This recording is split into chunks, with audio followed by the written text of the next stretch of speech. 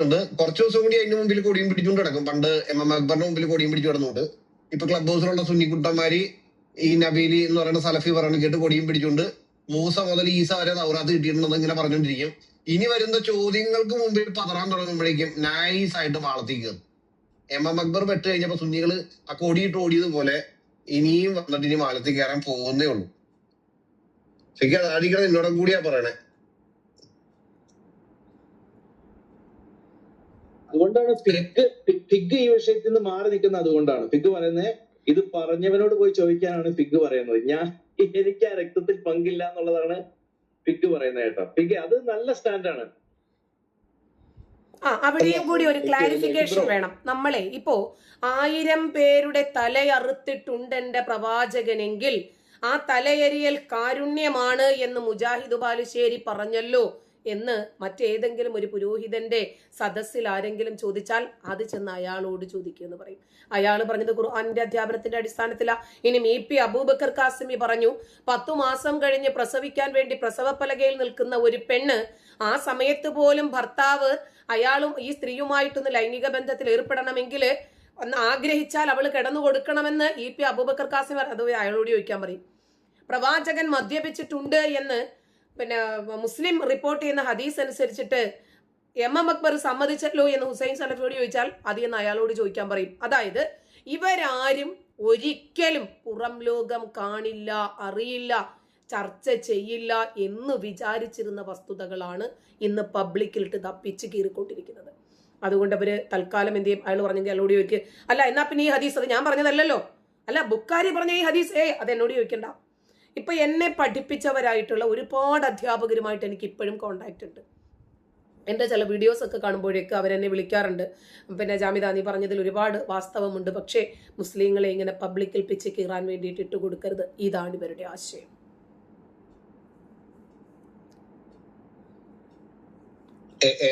ഏതായാലും ഇങ്ങനെ ഞങ്ങളുടെ റൂമുകൾ കൊണ്ട് ഇങ്ങനെ മാറ്റങ്ങൾ വരുന്നുണ്ട്. ഇത്രയും നാള് മൂസയ്ക്ക് മാത്രം കിട്ടിയ തൗറാത്ത് കൊടുത്തു എന്ന് പറഞ്ഞുകൊണ്ടിരിക്കുന്ന ആൾക്കാർ ഒറ്റ അടിക്കാണ് ഈസ വരെ. ഇപ്പൊ ഈസയ്ക്ക് 2 ഗ്രന്ഥം കിട്ടിയിട്ടുണ്ട്. ഇതിന്റെ ഇടയ്ക്ക് സബൂർ മറ്റേ നമ്മൾ പച്ചക്കറി മേടിക്കുന്ന കറിവേപ്പില ഫ്രീ ആയിട്ട് കിട്ടുന്ന പോലെ ഫ്രീ ആയിട്ടാട്ടെ കിട്ടിയതാണെന്ന് എനിക്ക് തോന്നുന്നു. സബൂറിന്റെ ഇടയ്ക്ക് കിട്ടിയിട്ടുണ്ട് ആർക്കാണ്ട്. എന്റെ ടീച്ചറെ ഇവിടെ നടക്കണത് ഇവിടത്തെ മുസ്ലിങ്ങളുടെ അവസ്ഥ ഒന്ന് ഇപ്പൊ ആരെങ്കിലും ഒന്ന് പോയി നബീലിക്കയോടൊന്ന് പറയണോട്ടോ. ഞാനൊരു 1 മണിക്കൂർ മാക്സിമം ഒരു 1.5 മണിക്കൂർ കൂടി ഫ്രീ ആയിരിക്കും. അപ്പൊ നബീലിക്കയോടൊന്ന് പറ, ഒരു പബ്ലിക് റൂം ഇട്ടിട്ട് തോറ നഷ്ടപ്പെട്ടോ എന്നുള്ള വിഷയത്തില് നബീലിക്കായിട്ടൊന്ന് ചർച്ചയ്ക്ക് ഞങ്ങൾ കൊതിക്കുകയാണ്. ഞങ്ങളെക്കാൾ കൂടുതൽ ഒരു 10 സെക്കൻഡ് നബീലിക്ക കൂടുതൽ എടുത്തോ. ഞങ്ങൾ 3 മിനിറ്റാണ് സംസാരിക്കണമെങ്കിൽ നബീല് 3 മിനിറ്റും 10 സെക്കൻഡ് കൂടി സംസാരിച്ചോ. പിന്നെ ക്ലബ് ഹൗസിൽ മുസ്ലിങ്ങളെ തികയുന്നില്ലെങ്കിൽ, ഇപ്പൊ ഞങ്ങളായിട്ട് സംസാരിക്കാനുള്ള മുസ്ലിങ്ങളെ തികയുന്നില്ലെങ്കിൽ പുറത്തുനിന്ന് വിളിച്ചോ. ഇനി വാടകയ്ക്ക് വിളിച്ചു കഴിഞ്ഞാൽ പകുതി കാശ് ഞങ്ങൾ കൊടുത്തോളാം. കാരണം കിട്ടാൻ ബുദ്ധിമുട്ടാണ് നിങ്ങളെ. കാര്യം ശരി എണ്ണത്തിലുണ്ടെന്ന് പറഞ്ഞിട്ട് കാര്യമില്ല. ക്രിസ്ത്യാനികളായിട്ട് നേർക്കുന്ന 2 ഒരു ഡിബേറ്റിന് വെല്ലുവിളിച്ചു കഴിഞ്ഞാൽ കാശ് കൊടുക്കാന്ന് പറഞ്ഞാൽ പോലും കിട്ടാനില്ല. ഇപ്പൊ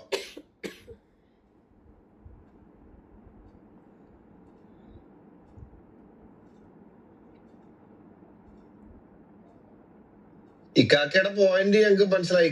ഇക്കാക്ക പറഞ്ഞത് തന്നെ ഞങ്ങൾക്ക് കാര്യങ്ങളൊക്കെ മനസ്സിലായി. പക്ഷെ ഞങ്ങൾ ചെയ്യുന്നതെന്ന് വെച്ചിട്ടുണ്ടെങ്കിൽ ഇപ്പൊ ഈ നമ്മുടെ നബീൽക്ക് അവിടെ പറയുന്ന കാര്യങ്ങള് നബീലിക്ക് അറിയാൻ പാടില്ല അവിടെ എന്താ പറഞ്ഞു വെക്കണേന്നുള്ളത്. അജിസാറിന്റെ അടുത്ത് ചോദിച്ചു. അജിസാറ് തിരിച്ചു ചോദിച്ച ചോദ്യം ഉണ്ടായിരുന്നു, ഈ നഷ്ടപ്പെട്ട തോറയിലാണോ നീ നിന്റെ പ്രവാചകനെ കണ്ടു എന്നും പറഞ്ഞ് കഴിഞ്ഞ തിങ്കളാഴ്ച റൂം ഇട്ടേന്ന് ചോദിച്ചപ്പോ പറഞ്ഞേട്ടാ അത് അള്ളാഹു ആലോന്ന്. മനസ്സിലായോ? സ്വന്തം കാര്യം ചോദിച്ചപ്പോ നിന്ന യൂട്ടേൺ എന്ന് പറഞ്ഞാൽ ഇങ്ങനെ യൂട്ടേൺ അടിക്കുമെന്ന് ഞാൻ ആലോചിക്കണത്.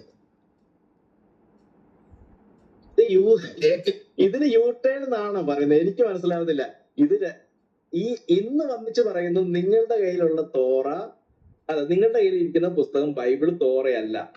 ഓക്കെ, കഴിഞ്ഞ ആഴ്ച യൂട്യൂബിൽ ലൈവ് പുള്ളി നടത്തി. എന്താണ്? ഇന്ന് ക്രൈസ്തവരുടെ കയ്യിലിരിക്കുന്ന പുസ്തകം, ആവർത്തന പുസ്തകത്തിനകത്ത് നമ്മുടെ നബിയുണ്ട്. ഏത്? തോറാത്തില്. എങ്ങനെയുണ്ട്? അതാണ് ഞാൻ എങ്ങനെ സാധിക്കണം എന്നുള്ളതാണ്. ടീച്ചർ ഞാൻ വേറൊരു കാര്യം കൂടി കാണിച്ചത്. എന്റെ DP ആണ് നിർത്തേണ്ടത്. എന്റെ ടീച്ചർ ഈ DP കണ്ടോ? ഇത് കണ്ടോ? ഇത് ആദ്യത്തെ DPയില് നിസു എന്ന് പറഞ്ഞ ഒരു ഇസ്ലാമിനെ കുറിച്ച് വലിയ ധാരണയൊന്നുമില്ല, കേട്ടറിവ് മാത്രമുള്ള ഒരു വ്യക്തി. പുള്ളി ഇസ്ലാമിന്റെ ഒരു പോരാളിയാണ്. സാധാരണ സ്ത്രീകളുടെ നേർക്കാണ് പുള്ളിയുടെ പ്രവർത്തനങ്ങൾ മുഴുവനും. അപ്പൊ ഇദ്ദേഹം 12/26 ബൈബിളിൽ പറയുന്ന ദൈവത്തെ പച്ചത്തൊരു പറയുന്നു. 12:30 ആ ദൈവം പറഞ്ഞ പ്രവാചകൻ മുഹമ്മദ് ആണെന്ന് പറഞ്ഞുകൊണ്ട് ഉള്ള റൂമിന്റെ ലിങ്ക് ഇടുന്നു. ഇത് ഇവർക്കല്ലാതെ വേറെ ആർക്കാണ് സാധിക്കുന്നത്? ടീച്ചർ, ഞങ്ങളൊക്കെ ഉണ്ടല്ലോ, ഞാനൊക്കെ ക്ലബ് ഹൗസിൽ വന്നപ്പോ മുതൽ ഇന്ന് വരെ അള്ളാഹു ഒരു ഫേക്ക് ഗോഡ് ആണെന്നും മുഹമ്മദ് വ്യാജപ്രവാചകനാണെന്നും ഈ പറച്ചിൽ ഞങ്ങൾക്കൊരു മാറ്റം വന്നിട്ടില്ല. മനസ്സിലായി? നമ്മളിപ്പോ ഞാനിപ്പോ ഏകദേശം ഒരു 5 വർഷം ക്ലബ് ഹൗസിലുണ്ടോ, ഈ 5 വർഷമായിട്ടും ഈ ഒരു പൊസിഷനിൽ നിന്ന് ഡീവിയേറ്റ് ചെയ്തൊരു ക്രിസ്ത്യാനിനെ എനിക്ക് അറിയാൻ പാടില്ല. പക്ഷെ മുസ്ലിങ്ങൾ എങ്ങനെയുണ്ടെന്ന് അറിയാമോ? 3 മിനിറ്റ് അല്ലെങ്കിൽ 4 മിനിറ്റ് മുമ്പ് ബൈബിളിലെ ദൈവത്തിനെ തെറി പറയും. എന്നിട്ട് അതേ ബൈബിളിലെ ദൈവം ഞമ്മന്റെ പ്രവാചകനെ കുറിച്ച് പറഞ്ഞിട്ടുണ്ടെന്നും അത് ഞമ്മന്റെ ദൈവമാണെന്നും പറഞ്ഞ് റൂം ഇടും. എങ്ങനെ സാധിക്കുന്നു ഞാൻ ആലോചിക്കുന്നത്. നിങ്ങൾ എല്ലാവരും എന്റെ DP നോക്ക്.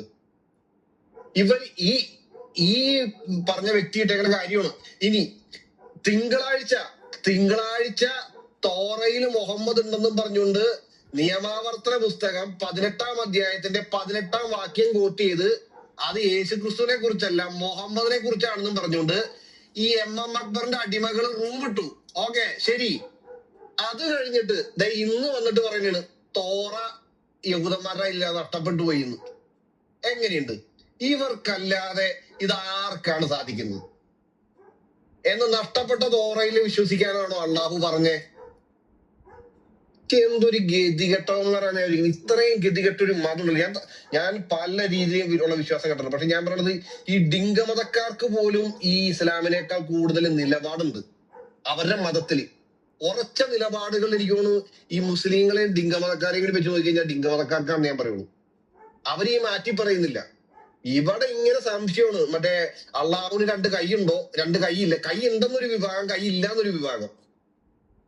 അള്ളാഹു മരത്തിന് മുകളിൽ നിന്നു ഖുർആൻ ഇല്ല എന്ന് പണ്ഡിതന്മാര്. എന്തൊരു ഗതികെട്ടവന്മാരാണ്. ന്യൂക്ലിയർ നമ്മുടെ പഴയ മിനിങ്ങാന്നത്തെ റൂമിന്റെ റീപ്ലൈ അവര് മുക്കിയോ? നമ്മളെ കേൾപ്പിക്കണം എന്ന് പറഞ്ഞേ. ഇല്ല, എന്റെ റിപ്ലൈ മുക്കിയിട്ട് കാര്യമില്ല. ഞാൻ ഫുൾ റെക്കോർഡ് ചെയ്ത് വെച്ചേക്കട്ടെ. റിപ്ലൈ മുക്കിയിട്ട് എന്ത് കാര്യം? അയ്യോ, കാക്കാമാർ അവസ്ഥ പുലരി. ഇപ്പോ എല്ലാവർക്കും കാര്യങ്ങൾ ഏതാണ്ട് ബോധ്യപ്പെട്ടു. ഖുർആനിന്റെ മാനവികത എന്താണ് എന്ന് ഇന്ന് ക്രിസ്ത്യാനികൾ തന്നെ പബ്ലിക്കിനെ പഠിപ്പിക്കുന്നു. മുൻകാല ഗ്രന്ഥങ്ങളെയൊക്കെ ദുർബലപ്പെടുത്തിയിട്ട് അതിനകത്തുള്ളതൊക്കെ കോർത്തിണക്കിയിട്ട് ഖുർആൻ ഇറക്കി എന്നാണ് ഇസ്ലാം മത വിശ്വാസികൾ വിശ്വസിക്കുന്നത്. അങ്ങനെയാണെങ്കിൽ എന്തിനാണ് ഇതിനകത്ത് എന്തെങ്കിലും സംശയമുണ്ടെങ്കിൽ പഴയ പുസ്തകത്തിലേക്ക് പൊയ്ക്കോളാണെന്ന് എന്തിനാ പറയുന്നത്? ഛർദ്ദിച്ചത് പിന്നെ തിന്നേണ്ട കാര്യമില്ലല്ലോ. വസ്തുനിഷ്ഠമായി ഇത്തരം വിഷയങ്ങളെ വിശകലനം ചെയ്യുമ്പോൾ ഇവർക്ക് മറുപടിയില്ലാത്തത് കൊണ്ടാണ് തെറിവിളികളുമായിട്ട് വരുന്നത്. ഇപ്പോൾ യുദ്ധ സന്ദർഭങ്ങളിലാണ് എന്ന് വ്യാജേന ഇവരെ വ്യാഖ്യാനിച്ച് വെളുപ്പിക്കാൻ ശ്രമിക്കുന്ന ചില വചനങ്ങളുണ്ട് ഖുർആനില്. ശിക്ഷാവിധികള്, യുദ്ധം, കൊള്ള, കൊല, ബലാത്കാരം തുടങ്ങിയ ഒരുപാട് വസ്തുതകൾ എടുക്കുമ്പോൾ ലോകാവസാനം വരെ നിലനിൽക്കുന്ന ഒരു ഗ്രന്ഥത്തിനകത്ത് ഇത്തരം മാനവിക വിരുദ്ധതകൾ വരാൻ പാടില്ലാത്തതാണ്. ആരെങ്കിലും ഒരാളെ കൊലപ്പെടുത്തിയാൽ അവൻ ലോകത്തെ മുഴുവനും കൊലപ്പെടുത്തിയതിന് തുല്യമാണ് എന്ന് പറഞ്ഞ് ഒരാളെ രക്ഷിച്ചാൽ അവൻ ലോകത്തെ മുഴുവനും രക്ഷിച്ചതിന് തുല്യമാണ് എന്ന് 5-ാം അധ്യായത്തിന് 32 തോന്നുന്നത് പറയുന്നുണ്ട്. അതേ അധ്യായത്തിൽ തന്നെ മനുഷ്യന്റെ കയ്യും കാലും എടുക്കാനും പറഞ്ഞിട്ടില്ലേ? ഇല്ലേ? അതിലേക്ക് ഞാൻ വരാം. അപ്പോ ഇവര് മതത്തിൽ ബലപ്രയോഗമില്ല. 2-ാം അധ്യായത്തിന്റെ 256 അല്ലാഹു പറഞ്ഞു. ശരി, വ്യക്തി സ്വാതന്ത്ര്യത്തിന് എത്ര കണ്ട് മാനം നൽകുന്ന മതമാണ് ഇസ്ലാം. ശരി, ഖുർആനിൽ മാനവികത കാണിച്ചു കൊടുക്കാൻ പറ്റാത്തത് കൊണ്ടല്ലേ ഇവര് മുൻ വേദഗ്രന്ഥങ്ങളിലെ മാനവികത കടമെടുക്കാൻ ശ്രമിക്കുന്നത്? അല്ലേ? ആദം നബി മുതൽ മുഹമ്മദ് നബി വരെയുള്ള പ്രവാചകന്മാർ സമൂഹത്തിൽ കൊണ്ടുവരാൻ ശ്രമിച്ച മാനവികത എന്താണ്? പ്രവാചകൻ ലോകത്തിന് മുഴുവനും മാതൃകാ പുരുഷോത്തമനാണ് എന്ന് പറഞ്ഞിട്ട് ആ പ്രവാചകൻ കൊണ്ടുവന്ന മാനവികത എന്താണ്? എന്തുകൊണ്ടാണ് ഇതിവിടെ ചർച്ച ചെയ്യപ്പെടുന്നത്? തൗറാത്തും ബൈബിളും ഒരുപാട് സംവാദങ്ങളിൽ വലിച്ചിഴച്ചു MM അക്ബർ. ഇത് തമ്മിൽ ഇങ്ങനെ കമ്പയർ ചെയ്തു. തൗറാത്ത്, പിന്നെ ഇഞ്ചീല്, പുറപ്പാട് പുസ്തകം, ഖുർആൻ, വേദങ്ങള്. അപ്പൊ ഖുർആനിനകത്തുള്ള ക്രൂരതകളും അശാസ്ത്രീയതയും ഒക്കെ ചൂണ്ടിക്കാണിക്കുമ്പോൾ ഇവര് നമ്മളെ തെറി പറഞ്ഞിട്ട് കാര്യമുണ്ടോ? മതഗ്രന്ഥങ്ങൾ എന്തുകൊണ്ടാണ് വിമർശന വിധേയമാകുന്നത്? എന്തുകൊണ്ടാണ്? ഇതൊരു ജനാധിപത്യ രാജ്യമായതുകൊണ്ടാണ്. നിങ്ങൾ ജനാധിപത്യ രാജ്യത്ത് മതനിയമങ്ങളുമായിട്ട് കൂട്ടിക്കുഴയ്ക്കാൻ ശ്രമിക്കുന്നത് കൊണ്ടാണ്.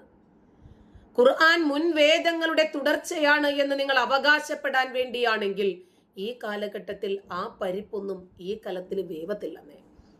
മാഇദ 5-ാം അധ്യായം അതിന്റെ 33-ാമത്തെ വചനത്തിൽ അല്ലാഹു കഠിനമായ, ഒരിക്കലും മാനവികതയ്ക്ക് നിരക്കാത്ത ഒരു വചനം പറയുന്നുണ്ട്.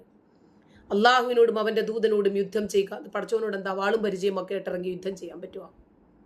എതിർക്കുക, വിമർശിക്കുക, അത് തന്നെ. ഭൂമിയിൽ കുഴപ്പമുണ്ടാക്കാൻ ശ്രമിക്കുകയും മതം വിട്ടിട്ട് നമ്മൾ ഇതുപോലെ ആളുകളോട് ഇങ്ങനെ ഖുർആനും ഹദീസും പറയുന്നു, പഠിപ്പിക്കുന്നു. അവർക്കുള്ള പ്രതിഫലം എന്താ? കൊല്ലപ്പെടണം, ക്രൂശിക്കപ്പെടണം, എതിർ ദിശകളിൽ നിന്ന് കൈകാലുകൾ ഛേദിക്കപ്പെടണം, പുറത്താക്കപ്പെടണം, തടവിലാക്കണം. എന്താണ് ഇതൊക്കെ? ഈ ലോകത്താണ് അവർക്ക് ഈ ശിക്ഷ നിങ്ങൾ നൽകേണ്ടത്, പരലോകത്ത് ബാക്കി ഞാൻ കൊടുത്തോളാന്ന്. കൊലപാതകം, എന്താണിത്? നബിയെ അനുസരിക്കണം, അള്ളാഹുവിനെ അനുസരിക്കണം. ഒരു ജനാധിപത്യ രാജ്യത്ത്, ഒരു ബഹുസ്വര രാജ്യത്ത് ഇതൊക്കെ മറ്റുള്ളവരുടെ മേൽ അട്ടിച്ചേൽപ്പിക്കാൻ ശ്രമിക്കുക. ഖുർആനിൽ മാനവികത എവിടെ? ഒരു വചനമാണല്ലോ ഞാൻ കാണിച്ചു തന്നത്. നിങ്ങൾ ഇനി 1000 വചനം കൊണ്ടുവന്നാലും ശരി, ഈ വചനത്തിനകത്ത് മാനവികത കാണാൻ നിങ്ങൾക്ക് പറ്റുമോ? പറ്റുമോ? നിങ്ങൾ എത്രയാണ് നിങ്ങൾ ഇനി വ്യാഖ്യാനിക്കാൻ പോകുന്നത്? ഇത് ഒരാളെ കൊലപ്പെടുത്തുക, അവന്റെ പണം തട്ടിയെടുക്കുക, എന്തോ ഇതൊക്കെ. അപ്പോ ഇതിന് തൊട്ടു മുമ്പുള്ള വചനം ഒരാളെ കൊന്നാൽ ലോകം മുഴുവനും കൊല്ലുന്നതിന് തുല്യമാണ്. തൊട്ടടുത്ത് പറയുകയാണ് അള്ളാഹുവിനെ അനുസരിക്കാത്ത, നബിയെ അനുസരിക്കാത്ത ആളുകളെ കൊല്ലുകയോ നാടുകടത്തുകയോ എതിർ ദിശകളിൽ നിന്ന് കൈകാലുകളോ ഛേദിക്കണമെന്ന്. ക്രൂരമല്ലേ ഇത്? അല്ലേ? മാനവിക വിരുദ്ധമല്ലേ ഇത്? 2 തരം നിലപാട് ഒരേ അധ്യായത്തിൽ, അടുത്തടുത്ത വചനത്തില് ഒക്കെ പറഞ്ഞിട്ട് അള്ളാഹു എത്ര കാരുണ്യവാനാണ്. എന്തുവാണ് ഈ ട്രോള്? ഈ ആധുനിക നിയമവ്യവസ്ഥയിൽ ശാരീരികമായി ഉപദ്രവിക്കുന്ന ശിക്ഷകൾ മനുഷ്യാവകാശ ലംഘനമായിട്ടല്ലേ നമ്മൾ മനസ്സിലാക്കുന്നത്. അതുകൊണ്ട് ഈ അള്ളാഹുവിനെയും നബിയും അനുസരിക്കാത്ത ആളുകളെയൊക്കെ അങ്ങ് കൊന്നുകളയണമെന്നൊക്കെ പറയുമ്പോൾ ഇത് ഏത് മാനവികതയാണ് നിങ്ങൾ ഉദ്ദേശിക്കുന്നത്? ഇത് സമൂഹത്തിന്റെ സുരക്ഷയ്ക്ക് വേണ്ടിയുള്ള പ്രതിരോധ ശിക്ഷകളാണോ? ഇസ്ലാം സ്വീകരിച്ചിട്ടില്ലെങ്കിലേ ഈ ക്രൂരമായ കൊലപാതകങ്ങളൊക്കെ ചെയ്യുന്ന ഐസിസ് ചെയ്യുന്ന ഈ ശിക്ഷകളൊക്കെ ഇസ്ലാമികമാണെന്നല്ലേ മനസ്സിലാക്കുന്നതല്ലേ? ഐസിസോ താലിബാനികളോ ചെയ്യുന്ന ഖുർആനിലും ഹദീസിലും ഇല്ലാത്ത എന്തെങ്കിലും ഒരു കാര്യം നിങ്ങളൊന്ന് കാണിച്ചു തരാമോ? അള്ളാഹു ഒരാളെ സന്മാർഗത്തിലാക്കാൻ വിചാരിച്ചാൽ ആക്കുമായിരുന്നു. പക്ഷെ അള്ളാഹു വിചാരിച്ചിട്ടില്ല. എന്തുവാണ് ഇത്? അക്ബറിനെ പോലെയുള്ള ആളുകൾ, ബാലുശ്ശേരിയെ പോലെയുള്ള ആളുകൾ ഇതിനെയൊക്കെ ന്യായീകരിച്ച് വെളിപ്പെടുത്താൻ ശ്രമിക്കുമ്പോൾ, പെയിന്റ് അടിച്ച് ഇസ്ലാമിലെ മാനവികത തേച്ച് വെളുപ്പിച്ച് മുന്നോട്ട് കൊണ്ടുവരാൻ ശ്രമിക്കുമ്പോൾ നമ്മൾ ഖുർആനിലെ പച്ചയായിട്ടുള്ള ഈ യാഥാർത്ഥ്യങ്ങൾ തുറന്നു പറയുക തന്നെ ചെയ്യും. നന്ദി.